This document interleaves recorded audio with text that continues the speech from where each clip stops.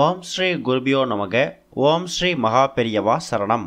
November 30 சனிக்கிழமை கார்த்திகை மாதத்தில் வரக்கூடிய அமாவாசை தினம். நீங்கள் குளிக்கக்கூடிய தண்ணீரில் இப்போ சொல்லக்கூடிய பொருட்களில் ஏதாவது ஒரு பொருளை மறக்காமல் கலந்து குளிச்சுடுங்க. உங்களை பிடிச்சிருக்கூடிய எல்லா விஷயங்களும் விலகி ஓடி பணம் சேரும். அது என்னென்ன பொருட்கள்னு பார்க்குறதுக்கு முன்னாடி நம்மளோட வீடியோஸை இப்போ தான் நீங்கள் ஃபஸ்ட் டைம் பார்க்குறீங்கன்னா மறக்காமல் சப்ஸ்கிரைப் பண்ணிக்கோங்க. தொடர்ந்து இது மாதிரி அப்டேட் தெரிஞ்சுக்கிறதுக்கு பக்கத்தில் இருக்கக்கூடிய நோட்டிஃபிகேஷன் பெல்லை கிளிக் பண்ணி ஆல் அப்படிங்கிறத செலக்ட் பண்ணிக்கோங்க. இப்போ என்னென்ன பொருட்களை கலந்து எப்படி குளிக்கணும் அப்படிங்கிற பற்றி தெளிவாக தெரிஞ்சுக்கலாம். ஒரு மாதமும் வரக்கூடிய இந்த அமாவாசை திதி அப்படிங்கிறது நம்ம வாழ்க்கையில் இருக்கக்கூடிய ஒரு முக்கியமான விரத நாள். முன்னோரோட ஆசையை பெறுவதற்காகவும் முன்னோர்கள் பித்ருக்களோட சாபத்தை நிவர்த்தி பண்ணிக்கிறதுக்காகவும் பயன்படுத்தக்கூடிய ஒரு முக்கியமான நாள். இந்த நாளில் பித்ருக்கள் வழிபாட்டுக்கு மட்டும் முக்கியத்துவம் கொடுக்காம தெய்வீக சம்பந்தப்பட்ட விஷயங்களுக்கு நாம் செய்யக்கூடிய ஒரு விஷயமா இருந்தாலும் கட்டாயம் அதுக்கு ஒரு மிகப்பெரிய பலன் கிடைக்கும்.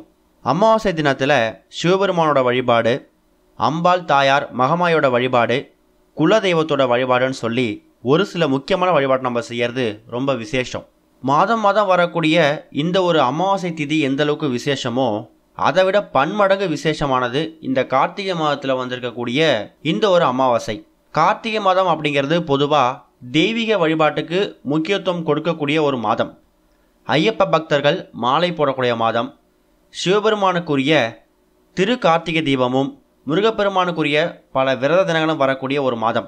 அது மட்டும் இல்லை, தீப வழிபாடு மற்ற மாதங்களில் நீங்கள் கோவிலுக்கு போயிட்டு இல்லை வீட்டில் விளக்கேற்றி வழிபாடு செய்யறதுக்கும் கார்த்திகை மாதத்தில் ஒரே ஒரு அகல் தீபத்தை ஏற்றி நீங்கள் வழிபாடு செய்யறதுக்கும் நிறைய வித்தியாசம் இருக்குது. கார்த்திகை மாதத்தில் நீங்கள் செய்யக்கூடிய ஒரு தீப வழிபாட்டுக்கும் மிகப்பெரிய சக்தி இருக்குது. கோவிலுக்கு போகக்கூடிய நேரங்களில் பெருசாக அர்ச்சனை பண்ண முடியலை, பெருசாக பூஜைகள் பண்ண முடியலையா, பரவாயில்லை. ஒரே ஒரு தீபம், ஒரே ஒரு அகல் விளக்கு, நெய் தீபமோ இல்லை தீப எண்ணெய் ஊற்றி தீபம் போடுவீங்களோ அது உங்கள் விருப்பம்.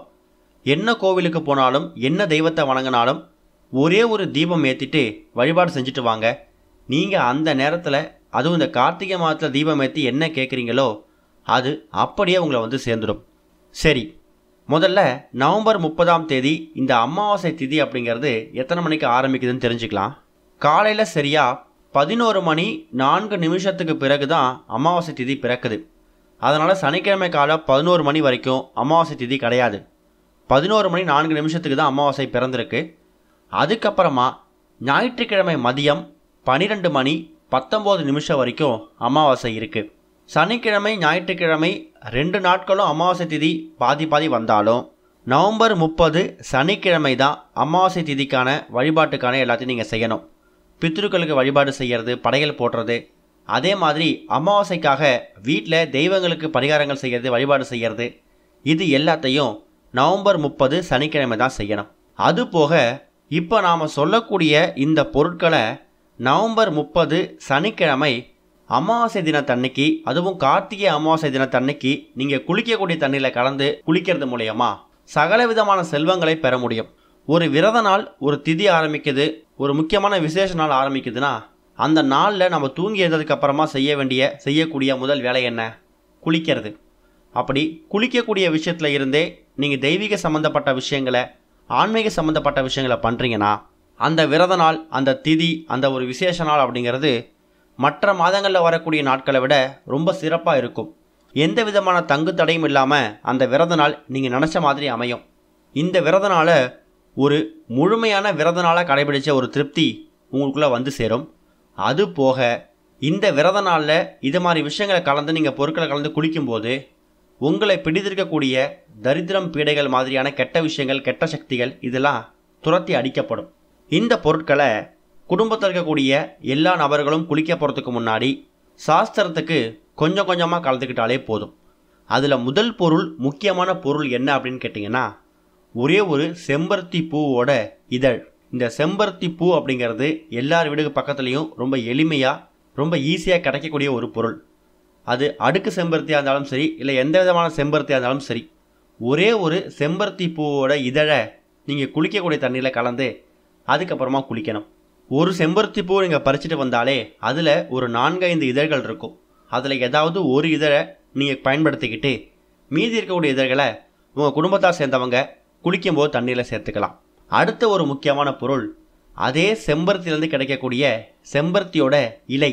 செம்பருத்தி இலை அப்படிங்கிறது வெற்றிலை மாதிரி ஒரு ஆக்ரோஷ்ண மூலிகை. தெய்வசக்தி அதிகமாக இருக்கக்கூடிய இலைகளில் இந்த செம்பருத்தி இலையும் ஒன்று. செம்பருத்தி இலைக்கு தோஷங்களை நீக்கக்கூடிய ஒரு சக்தி இருக்குது.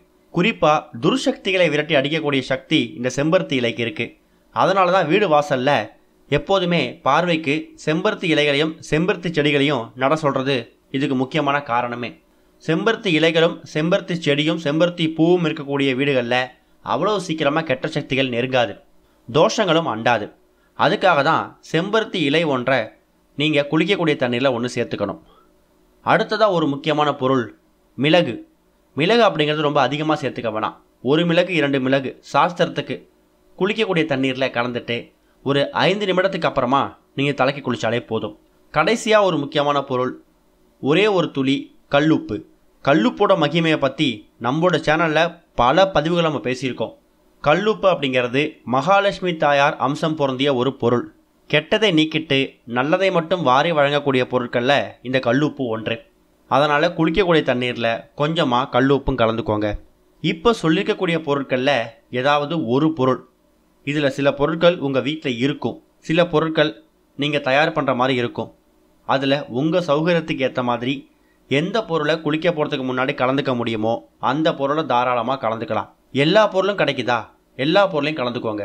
பொருட்களை கலந்து குளிக்க போகிறதுக்கு முன்னாடி ஓம் அப்படின்னு சொல்லக்கூடிய இந்த மந்திரத்தை உங்களோட ஆள்காட்டி விரலால் அந்த தண்ணீரில் ஒரு முறை எழுதிட்டு கிழக்கு திசை பார்த்து, அதாவது சூரியன் எந்த திசை உதிக்குமோ அந்த திசை பார்த்து உட்கார்ந்து ஓம்னு சொல்லிக்கிட்டே தலையில் எடுத்து தண்ணியை ஊற்றணும். அதில் இருக்கக்கூடிய செம்பருத்தி இலைகள், அந்த செம்பருத்தி பூலாம் நீங்கள் குளிச்சு முடிச்சதுக்கு அப்புறம் இருந்தால் அதை நீங்கள் அப்படியே தூரம் போட்டுடலாம். குளிக்கக்கூடிய தண்ணீரில் அந்த பொருட்கள் இருந்தால் மட்டும் போதும். இப்படி செய்கிறதால உங்களை பிடிச்சிருக்கக்கூடிய தோஷங்கள் விலகும். இந்த மிளகு அப்படிங்கிறது பைரவர் வழிபாட்டுக்கும் வாராகி அம்மன் வழிபாட்டுக்கும் பயன்படுத்தக்கூடிய ஒரு முக்கியமான பொருள். எதிரிகள் தொல்லையை விரட்டி அடிக்கக்கூடியதுக்காக தான் இந்த ஒரு மிளகை பயன்படுத்தியிருக்கோம்.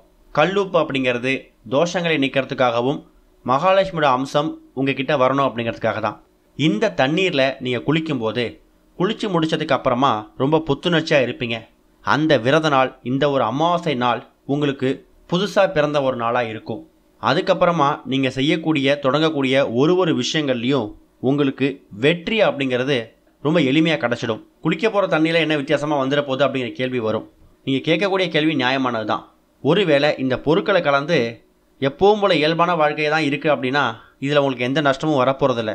ஒருவேளை கொஞ்சம் மாற்றுதல் ஏற்படுது, கொஞ்சம் முன்னேற்றம் ஏற்படுது, ஓங்கி விழக்கூடிய விஷயங்கள் தாங்கி விழுது, ஒரு மாற்றம் ஏற்படுதுன்னா அந்த மாற்றம் எல்லாமே உங்களுக்கு மட்டும்தான் சொந்தம். அது மூலயமா கிடைக்கிற நல்ல விஷயங்கள் எல்லாமே உங்களுக்கு மட்டும்தான் சேரும். இந்த ஒரு கார்த்திகை அமாவாசை நவம்பர் 30ஆம் தேதி குளிக்கக்கூடிய தண்ணீரில் இந்த பொருட்களை கலந்து மறக்காமல் குளிச்சிடுங்க. 2 வேளை குளிக்கிறீங்கன்னா இதில் ஏதாவது ஒரு வேளை கூட இதை நீங்கள் பயன்படுத்திக்கலாம். ஓம் ஸ்ரீ குருபியோ நமக. ஓம் ஸ்ரீ மகா பெரியவா சரணம்.